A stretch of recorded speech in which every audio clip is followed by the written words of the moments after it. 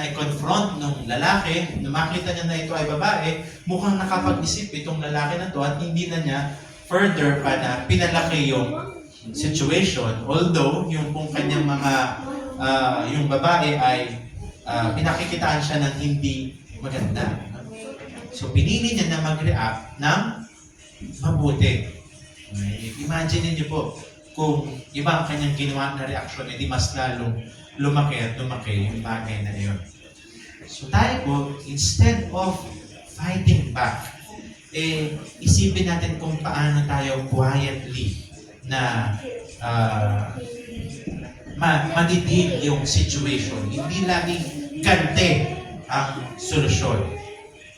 So sa atin po, sa ating pong application, kung halimbawa po sa inyo, isipin po ninyo, kapag ka ba tayo may mga nagawang pagkakamali sa atin, lagi po natin tatanungin ang ating sarili. Number one, what would honor Christ in this situation?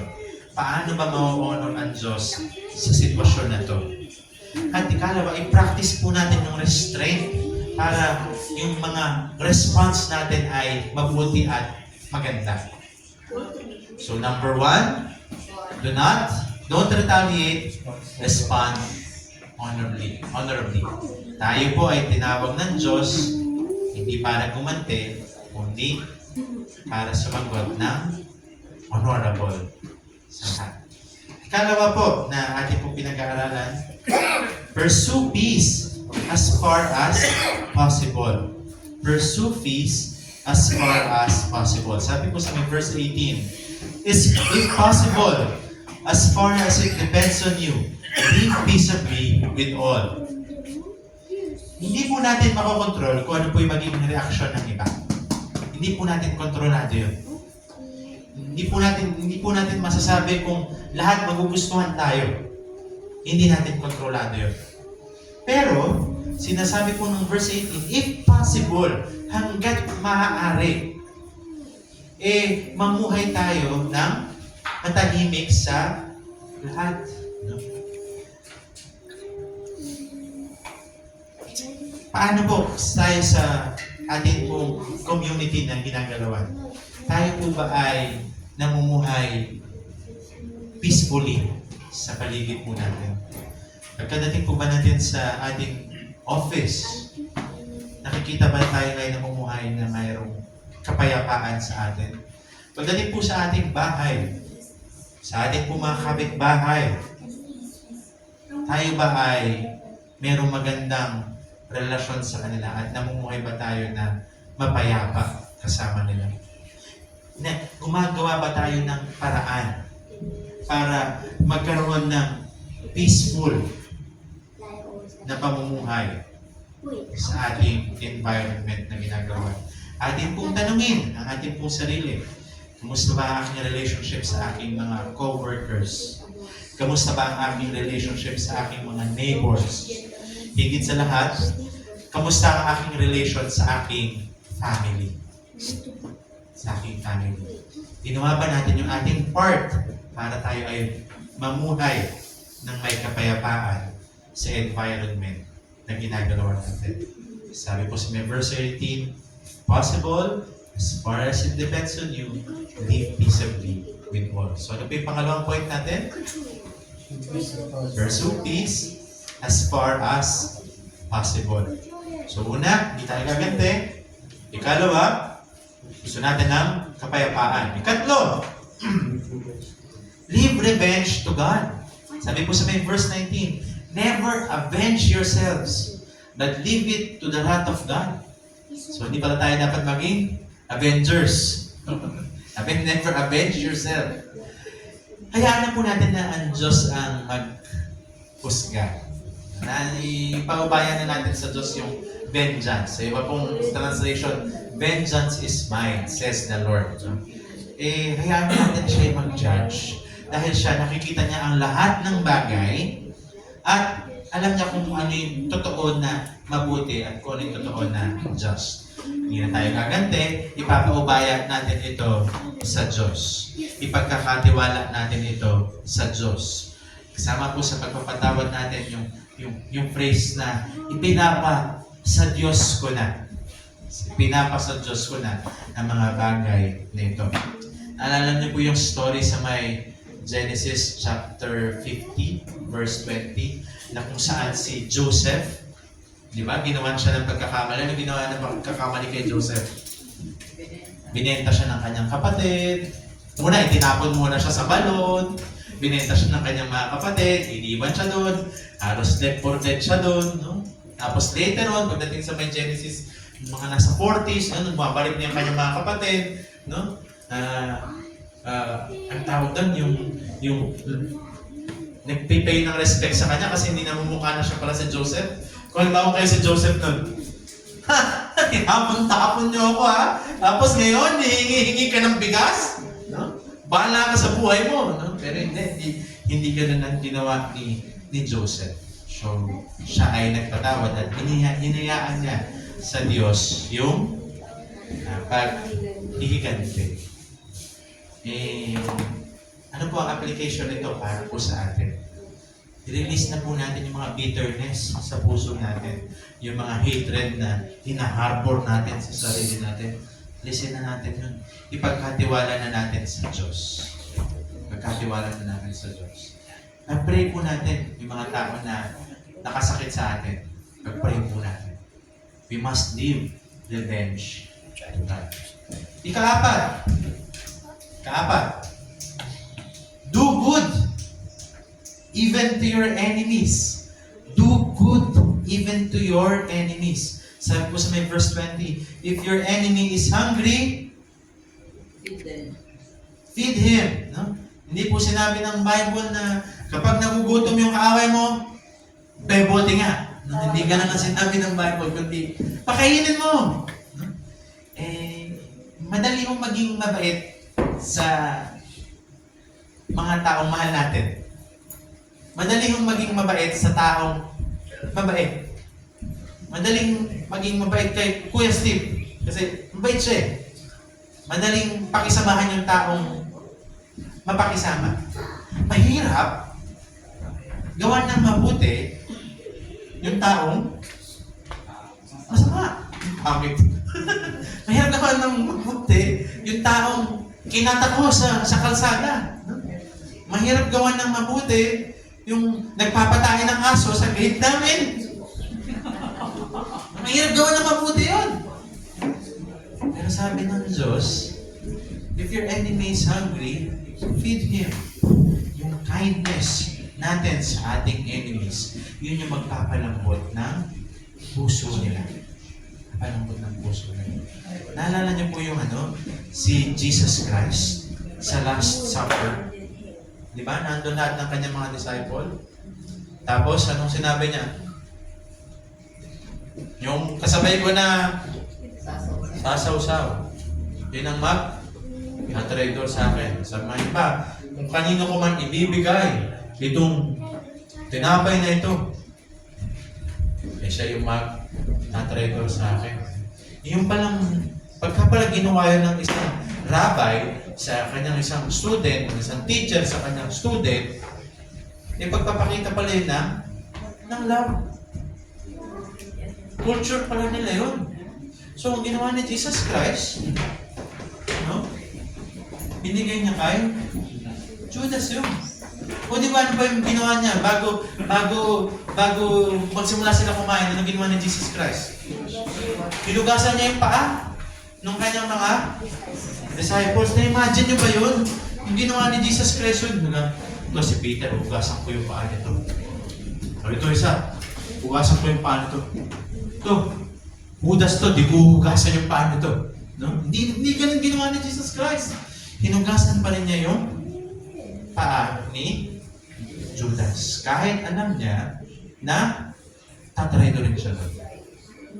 Do good even to your enemies. Ngayon, tanungin po natin ang ating sarili. Mag-reflect po tayo sa clip. Mag-isip po kayo ng someone na mahirap mahalin. Sigurado meron kayo naisip, no? Isip kayo ng tao na asar ako dito sa taong to. Pag nakita ko to, gusto ko to sakalin. Pag-pray po ninyo. Pag-pray po ninyo. Isipan niyo po kung paano niyo siya magagawa ng kabutihan this week. Paano papakita ng kabutihan itong tao na ito ngayong linggo na ito? Do good even to your enemies. We must do good to our enemies. Ikalima. Let good win over evil. Let good win over evil. Sabi ko sa may verse 21, do not be overcome by evil, but overcome evil with good. Talunin daw natin ang kasamaan sa pamamagitan ng kabutihan. Hindi nyo matatalo yung bato sa pamamagitan ng isa pang bato. Talo nyo yung bato sa pamamagitan ng papel. Do good. Para matalo natin yung evil.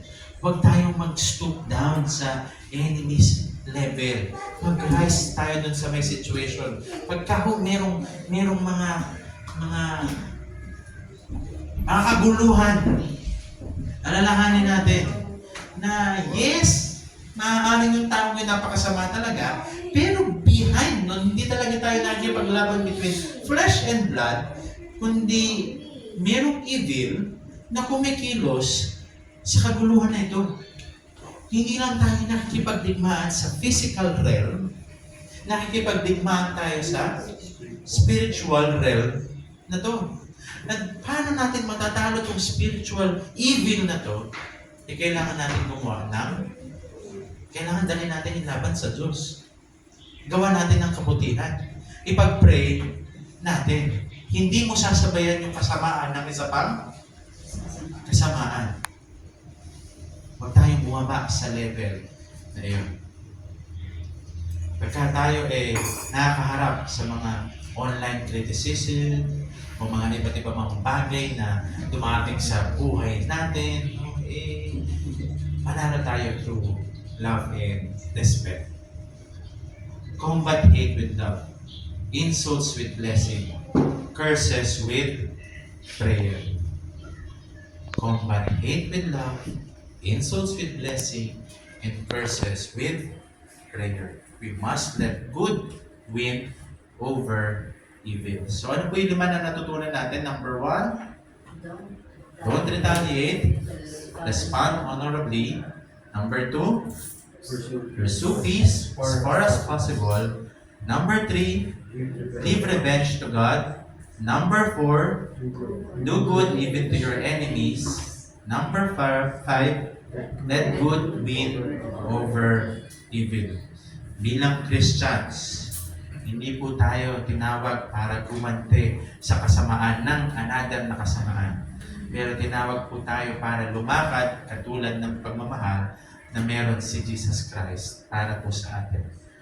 We pursue peace, trust God for justice, and overcome evil not by reacting, but by doing good.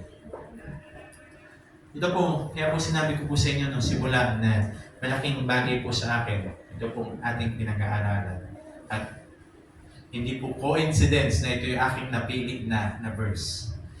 For a very long time, tingin ko may taon din na meron akong taong kinainisan. Akala ko ba mabuti ito si Pastor ko eh. Nagkagalit din pala, no? May taong galit na galit ako dahil ginawan ako ng mali. Ginawan ako ng kamalian. Nalugi ako ng malaking amount ng pera. Pero hindi yan ang masakit eh. Hindi yung laki ng amount ng pera. May mas malaki pa akong lugi kaysa doon. Pero hindi ako na masakit. Kasi malapit sa akin yung tao eh. Malapit sa akin yung tao. Pag ginawa ako ng pagkakamali, naramdaman ko na ako ay betrayed. Naramdaman ko na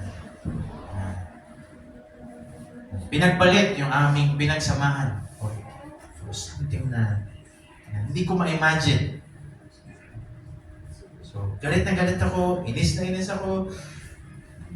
Masama yung loob ko. May mga panahon, nagdadrive ako sa sa sasakyan. Sumisigaw ako sa loob ng sasakyan, sa galit. Pinapano ko yung manibela. Dahil galit ako, umiiyak ako, galit na galit ako, gigil na gigil ako. Kaya naisip ko na gumante. Sabi sa akin, hindi ka dapat gumante. Alam ko kung paano ako gaganti. Alam ko kung ano yung mga gagawin ko. Di ako mabuting tao. Alam ko yung ways kung paano ako makaka-get even. Pero, hindi tama na gumante ako. Meron na. Tinitiis ko, galit ako, pinapanalayan ko sa Diyos, Lord, di tama yung ginawa sa akin eh. Di ba Lord, tama ako? This. Di ba di naman ako mali? Di ba ako yung ginawa ng pagkakamali? Nagrereklamo ko sa Lord. Hayaan mo ba na mag-prosper yung evil? Hayaan mo ba na ginaganito yung anak mo? Hayaan mo ba na ako na naglilingkod sa'yo, ganito yung ginagawa sa akin? Ganun yung mga laman ng aking panalangin. Lang ko, nagsasabi sa akin, ko patawad ka. Patawad ka. Huwag ka gumante. Lord, ang hirap. Ang isa sa masakit, kasi mahal mo yung tao, nagkukuha sa'yo nun. Kung someone lang yan sa tabi-tabi, gawa na ko ng pagkakamali, bukas o makalawa, okay na ako. Tama? Pero pagka malapit sa'yo yung tao, hirap ganun. Tagal na panahon, kami nag-usap ng Diyos, yun ang naman ang aking prayer. Ay, naman, sige Lord. In obedience sa'yo, pinatatawad ko na siya. Di ko alam kung paano sinasabi mo, pero sige, pinatatawad ko na siya. Tulungan mo ko na patawarin siya. Tulungan mo ko na mawala itong galit na to. Tulungan mo na mawala itong hatred na to. Unti-unti. Ako move on. Ako ngiti na ako. Hindi na ako ganun kagalit, katulad nun natin. Unti-unti. Hindi ko nalilimutan yung ginawa sa akin na hindi ako nagkaroon ng amnesia. Wala. Okay na ako. Siguro, hindi ko siya nagantihan. Pero wala na akong pakialam sa kanya. Bala siya. At least, sumunod ako sa Diyos. Hindi ako gumante. Pero, ito na yung verse. Ito na yung panahon na nag-aral kami, di ba? Nag-aral. Tapos sabi, magbigay daw kami ng verse. Hindi ko naman alam, ba't ito yung binigay ko na verse? At nang pinag-aaralan ko, umusap sa akin ng Diyos. May panahon, na kaya ko ulit gumante. Meron akong opportunity. Alam ko kung paano ko siya gagantihan. Tapos nakita ko naman, alam ko kung paano ko gagantihan. Na-excite pa ako. Alam mo. Sabi ko, hindi. Mali na gumante. Hindi dapat ako gumante. Naalala ko itong verse na ito na aking pinag-aaralan. Sabi ng Diyos ko, Hoy, hindi sapat, hindi ka lang gumagante. Tama yun, hindi ka gumagante. Pero kulang pa yung ginagawa mo. Ano yung kulang? Pakitaan mo na mabuti. Do good. Love your enemy. Overcome evil with good naman.